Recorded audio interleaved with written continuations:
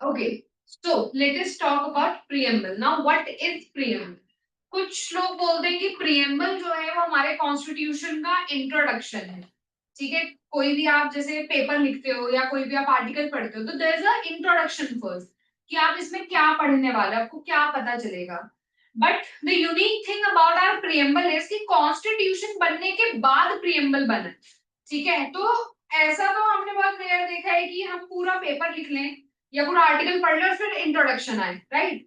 तो प्रिएम्बल जो है वो हमारे कॉन्स्टिट्यूशन का इंट्रोडक्शन होने के साथ साथ क्या है, कंक्लूजन भी है हमारे कॉन्स्टिट्यूशन का। इसके अंदर सब लिखा है, इंडिया की पॉलिटी कैसे होगी, क्या क्या चीजें मुझे कॉन्स्टिट्यूशन के थ्रू चाहिए, कॉन्स्टिट्यूशन को इंटरप्रेट कैसे करना है, एंड एवरीथिंग। ठीक है, इट हैज बीन सेड कि preamble is the political horoscope of the country. अब हॉरोस्कोप क्या होता है? You have read about it, राशिफल जो होता है ना कि आपकी, अच्छा आपके जेमिनाई हो, आपका आज का आपका दिन ऐसा जाएगा, या योर एरीज तो आपका ये महीना ऐसा जाएगा।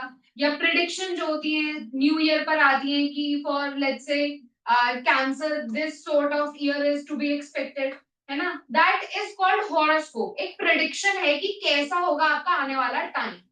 वैसे ही प्रियम्बल को political horoscope of the country कहा जाता है, कि आपका आगे आने वाला जो एक पॉलिटिकल स्ट्रक्चर है, जो गवर्नेंस का सिस्टम है वो कैसा होगा।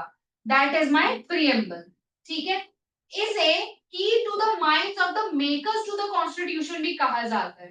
ठीक है, की, चाबी, to the minds of the makers of constitution. जो लोगों ने मिलकर कॉन्स्टिट्यूशन बनाया है उन लोगों के दिमाग की चाबी है ये। अब सबसे पहला क्वेश्चन तो ये है कि मुझे दिमाग की चाबी चाहिए ही क्यों? मुझे क्यों जानना है उनके दिमाग में क्या चल रहा था? There is a thing called legislative intent. Legislature का इंटेंशन क्या था? देखो, कई बार मेरे पास एक क्वेश्चन ये उठता है लॉ को इंटरप्रेट करते समय कि इस वर्ड का क्या मतलब है।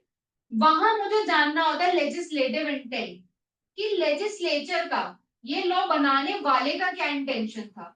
कोई भी वर्ड लिखा है जिसके बहुत सारे इंटरप्रिटेशन हो सकते हैं, तो लेजिस्लेचर क्या इंटेंशन चाहता था, लेजिस्लेचर क्या चाहता था, इसकी क्या इंटरप्रिटेशन हो, वो मुझे हेल्प करता है, गाइड करता है कि मैं एज द कोर्ट क्या इंटरप्रिटेशन करूं उस लॉ की, राइट? तो ऐसे ही मान लो कि मेरे पास क्वेश्चन उठा कि article 21 which is talking about right to life and personal liberty. Now what does this term life mean? Life का क्या मतलब है? क्या लाइफ के अंदर आपका आ जाएगा कि आपको क्लीन वाटर मिलना चाहिए, या लाइफ के अंदर आ जाएगा कि आपको एक बढ़िया बेड मिलना चाहिए सोने के लिए? क्या लाइफ का पार्ट है कि आपकी सैलरी 1 लाख रुपए महीना होनी चाहिए, या लाइफ का पार्ट है कि आपको फ्री में दवाई मिलनी चाहिए? लाइफ के अंदर क्या क्या चीजें आएंगी, ये समझने के लिए मुझे जानना है लाइफ वर्ड का मतलब क्या है, इंटरप्रेट करना है मुझे इसे। तो मैं कैसे समझूंगी कि लाइफ वर्ड का मतलब क्या है? तो यहाँ पे मुझे जानना है लेजिस्लेटिव इंटेंट। अब अगर जो लोगों ने कॉन्स्टिट्यूशन बनाया, जो मेरी कॉन्स्टिट्यूएंट असेंबली है, जिंदा होती तो मैं उन्हीं से डायरेक्टली पूछ लेती कि सर आपने ये लाइफ वर्ड लिखा था, इसका क्या मतलब है आपके अकॉर्डिंग? पर unfortunately these guys are not here, right? And unless and until I can summon their souls by Ouija board और समथिंग, मैं नहीं जान सकती कि उनके दिमाग में क्या चल रहा था। तो अब मुझे अगर लेजिस्लेटिव इंटेंट जानना है तो मैं क्या करूंगी, मैं देखूंगी प्रियम्बल को।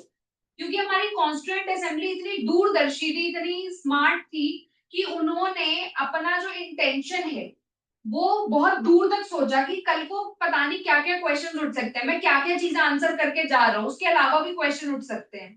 तो वहां पे क्या चीज हेल्प करेगी लोगों को, कैसे हम इंटरप्रेट करेंगे? Through preamble. प्रियम्बल में वो लोग लिख कर गए कि हमारा भारत कैसा होगा, हमारे भारत की पॉलिटी कैसे होगी, ये कॉन्स्टिट्यूशन में क्यों बना रही हूँ, इससे मैं क्या चाहती हूँ, हर एक चीज का जवाब है प्रियम्बल के अंदर। तो बेसिकली कॉन्स्टिट्यूएंट असेंबली के दिमाग में क्या चल रहा है, मुझे अगर उनका दिमाग पढ़ना है तो उनके दिमाग की चाबी चाहिए जो है preamble, key to the minds of makers of the constitution. मैं देखूंगी कि अच्छा कॉन्स्टिट्यूशन में लिखा है कि मुझे जस्टिस देना है लोगों को, मुझे इक्वालिटी करनी है, लिबर्टी देनी है लोगों को, फ्रेटर्निटी की भावना जो है वो इनकलकेट करनी है लोगों के अंदर। तो लाइफ वर्ड का मैं किस तरह इंटरप्रिटेशन करूं जिससे जस्टिस हो, न्याय हो, लाइफ का मतलब है कि वो आप जानवर की तरह ऐसे नहीं कि सिर्फ जिंदा हो, आपकी लाइफ में कुछ डिग्निटी, कुछ इज्जत होनी चाहिए, कुछ क्वालिटी होनी चाहिए। तो लाइफ के अंदर राइट टू क्लीन एयर आ जाएगा, पर राइट टू एक्सपेंसिव बेड नहीं आ पाएगा। राइट टू हेल्थ आ जाएगा, पर अनफॉर्चुनेटली इसके अंदर राइट टू 1 लाख रुपए पर मंथ की सैलरी नहीं आ पाएगी। ठीक है, एक क्वालिटी और डिग्निटी भरी लाइफ के लिए जो जो चीजें एसेंशियल है, बेयर मिनिमम है, वो सारी राइट टू लाइफ के इंटरप्रिटेशन में आ जाएंगी। ठीक है, तो प्रियम्बल को देख के मैं बता सकती हूँ कि मुझे किस वर्ड का कैसे इंटरप्रिटेशन करना है। So talking about the preamble, we have the preamble of India here. The first line and the last line of the preamble, very very important. Let us look at the first and the last line. We the people of India adopt, enact and give ourselves to this constitution. How beautifully our constituent assembly is saying कि जो India की political power है, India की ये जो सारी power है, governance की पावर है, ये किसके पास है? किसने डिसाइड करा कि कॉन्स्टिट्यूशन मेरे ऊपर रूल करेगा? जिस समय हम आजाद हुए थे, हम ये भी तो बोल सकते थे कि हम ब्रिटिश रूल के अंदर 200 साल हमने जिया है, 200 साल उस रूल के अंदर हम रहे हैं, अब हमें रूल के अंदर रहना ही नहीं, अब हमें रूल से बाहर रहना है, दूर रहना है, अब हम अपने फ्री नोमैड्स की तरह घूमेंगे। हमारे पास थी सारी पावर डिसाइड करने के लिए कि हमें क्या करना है, हमें क्या करना है, कहाँ जाना है, कहाँ रहना है, हमें इंडिया का सिटीजन बनना है नहीं बनना है। हर चीज की पावर किसके पास थी? लोगों के पास थी, हम भारत के लोगों के पास, we the people of India के पास complete authority, complete sovereignty, complete power थी। और हमने खुद ये पावर ली है और कॉन्स्टिट्यूशन को दी है। हमने कहा कि हम अडॉप्ट कर रहे हैं कॉन्स्टिट्यूशन को, वी आर अडॉप्टिंग इट। जब आप किसी बच्चे को अडॉप्ट करते हो, तो अब वो लॉ की नजरों में आपके अपने बायोलॉजिकल चाइल्ड की तरह है, for all intends and purposes. तो मैं अडॉप्ट कर रही हूँ, गोद ले रही हूँ कॉन्स्टिट्यूशन को, अपना बना रही हूँ। I am enacting this constitution, मैं लागू कर रही हूँ इसे अपने ऊपर। And I am giving myself to this constitution, मैं खुद को समर्पित कर रही हूँ इस कॉन्स्टिट्यूशन को। मैंने अपनी सारी पावर ली, और ये पावर सारी लेकर मैंने कॉन्स्टिट्यूशन को ही दे दी कि आप मेरे से पावर लो मेरे ऊपर ही शासन करने के लिए, which is also the essence of democracy, of the people, for the people, by the people, लोगों द्वारा, लोगों की सरकार लोगों पर ही शासन करने के लिए। तो हमने ही अपने अंदर बसी सारी पावर ली है और कॉन्स्टिट्यूशन को दी है कि आप हमारे ऊपर रूल करो, शासन करो। So this is the beauty of the first and the last line of the constitution. Let us move forward.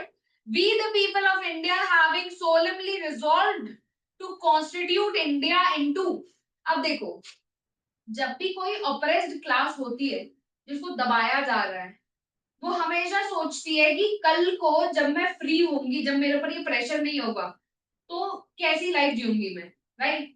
अगर पूरी लाइफ तुम्हें तुम्हारे पेरेंट्स बोलेंगे कि तुम बाहर नहीं जा सकते दोस्तों के साथ, तुम जब एक बार कॉलेज पहुंच जाओगे तब करना, तुम अभी सिर्फ पढ़ाई करोगे, 12 घंटे जो है वो पढ़ाई करोगे, 6 घंटे तुम्हारा स्कूल होगा, और तुम्हारा 4 घंटे ट्यूशन होगी, 2 घंटे सोया करो।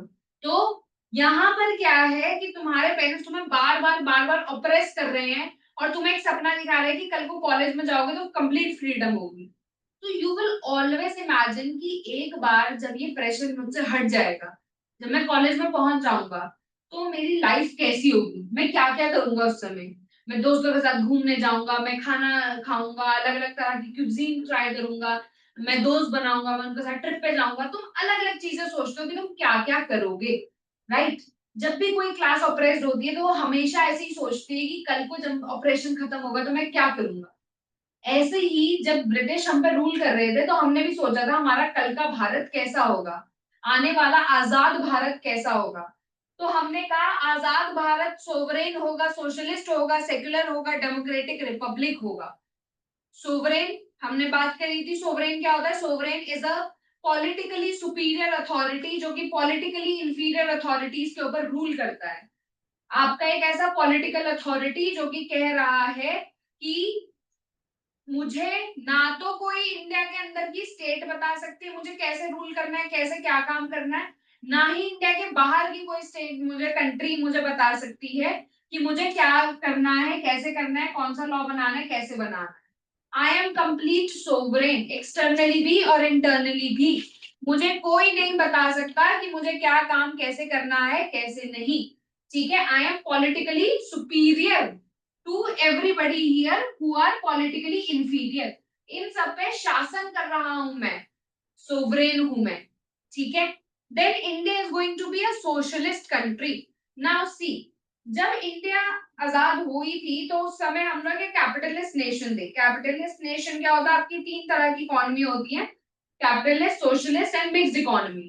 कैपिटलिस्ट इकोनॉमी बोलती है कि भाई तुम्हारे ऊपर है, ठीक है, तुम्हारी कैपेबिलिटी है तो तुम जो मर्जी चाहे वो बिजनेस कर लो और पैसा कमा लो, राइट। तुम्हारी कैपेबिलिटी पर डिपेंड करता है कि तुम कौन सा बिजनेस करके कितना कमा सकते हो, कंप्लीटली तुम्हारी कैपेबिलिटी पर बेस्ड है। ठीक है, तुम्हें जो बिजनेस करना है करो, हमारी कोई रोक टोक नहीं है, सरकार की कोई रोक टोक नहीं है। Then you have socialist economy, जो बोलती है कि तुम्हें अगर एक पेन का स्टैंड भी खोलना है, मोमो का ठेला भी खोलना है, मुझसे पूछो, पहले मुझसे परमिशन लो, लाइसेंस लो, अथॉरिटी लो, उसके बाद ही तुम कर सकते हो। तो तुम्हें कुछ भी करना है पहले मुझसे पूछना पड़ेगा। ठीक है, that is a socialist economy. Mixed economy कहती है कि देखो कुछ कुछ बिजनेसेस के लिए तुम कर सकते हो, कोई परमिशन लेने की जरूरत नहीं है, बट जो इंपॉर्टेंट बिजनेसेस हैं, जैसे आपका ड्रग मेकिंग बिजनेस हो गया, ड्रग्स वाले ड्रग्स, दवाइयों वाले ड्रग्स, फार्मास्यूटिकल ड्रग्स, ठीक है, वो बनाने हैं, न्यूक्लियर वेपन्स बनाने हैं, आपको डिफेंस के वेपन्स बनाने हैं, आपको कोई भी जो है स्पेस में भेजना है किसी को, तो ये सारी चीजों के लिए you should take permission and licences from the government. Other than that आप कुछ भी कर सकते हो। तो जब इंडिया आजाद हुआ था तो we were a capitalist economy, और हमें बहुत दिक्कत आ रही थी क्योंकि काफी लोग थे जो ब्रिटिश एरा में अच्छे से अमीर थे, जमींदार जो थे, ठीक है, उनके पास पैसा था, वो ऑलरेडी जो है इन्वेस्ट करके बिजनेसेस में लगा के अमीर होते जा रहे थे, और से और अमीर होते जा रहे थे। और जो गरीब इंसान था जो अभी अभी आजाद हुआ है, वो किसी तरह संभला है, उसने कहा मैं कुछ जॉब करता हूँ, थोड़ा पैसे सेव करता हूँ, फिर मैं बिजनेस करूंगा, राइट।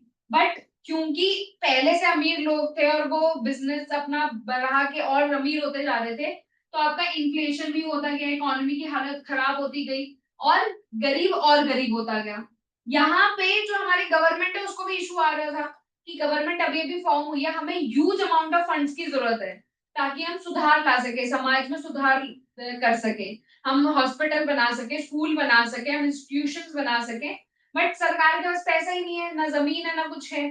तो ऐसे में सोशल वेलफेयर कैसे हो, हम वेलफेयर स्टेट कैसे बनाए कंट्री को।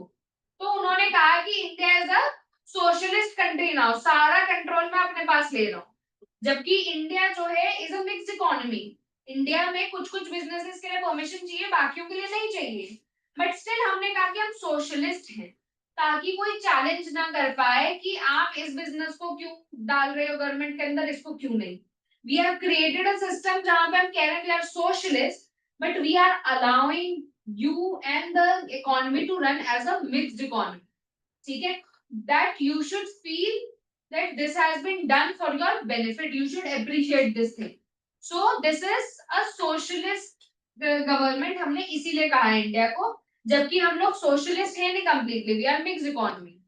then we have said that we are a secular nation now, secular nation यानी स्टेट के काम में रिलीजन कोई भी जो है इंपॉर्टेंस नहीं रखेगा, स्टेट के काम में रिलीजन आपका कोई फैक्टर नहीं होगा। स्टेट कुछ भी कर रही है, जॉब अपॉर्चुनिटी निकाल रही है, वो कोई स्कीम निकाल रही है, कोई बेनिफिट स्कीम बना रही है, कोई आपको बेनिफिट्स दे रही है, तो उसमें रिलीजन कोई फैक्टर नहीं हो सकता। मैं किसी पर्टिकुलर रिलीजन के लिए काम नहीं कर सकती। स्टेट ने कहा कि हम मंदिर बनाएंगे पर सिर्फ हिंदुओं के लिए, बाकियों के लिए नहीं। स्टेट ने कहा कि हम मिड डे मील स्कीम चलाएंगे पर खाना हम सिर्फ क्रिश्चियन बच्चों को देंगे।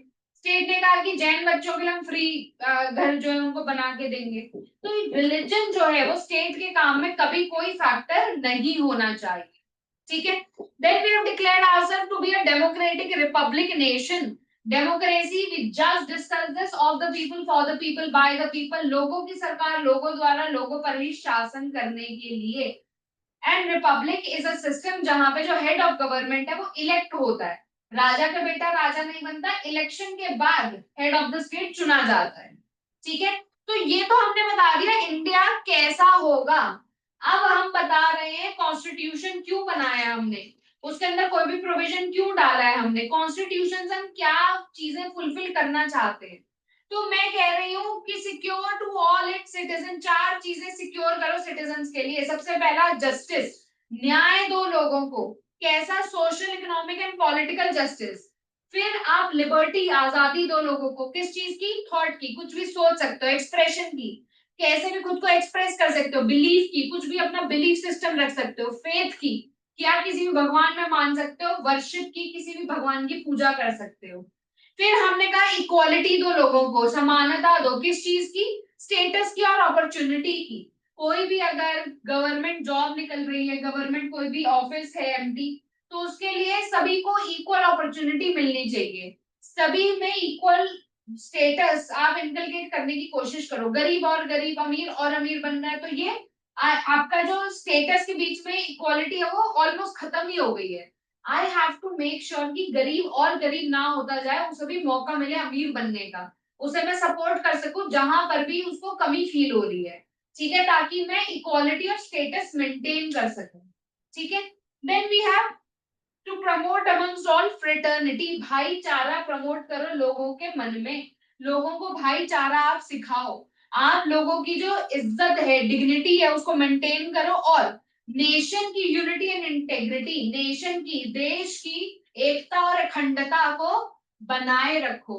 देश हमारा, कंट्री हमारी एक है, हमारी कंट्री अलग अलग टुकड़ों में नहीं बटी हुई है, इस चीज का खास ध्यान आपको रखना है। So fraternity ensuring the dignity of the individual and the unity and integrity of the nation. And last, we are saying in our Constituent Assembly, this 26th day of November 1949, 26 November 1949 is the day जब Constitution बन के खत्म हुआ था, complete हुआ था, and 26 January 1950 is the day जब Constitution हमारा enact हुआ था, आपका Constitution जो है enforce हुआ था, which is also known as the Republic Day. Do hereby adopt, enact, and give ourselves to this constitution. We are giving ourselves to this constitution. सारी पावर मैंने ली और कॉन्स्टिट्यूशन को दे दी कि आज से ये सारी पावर आपकी, ठीक है। This is the beauty of the preamble. This is the beauty that we are talking about the introduction and the conclusion to our Constitution of India.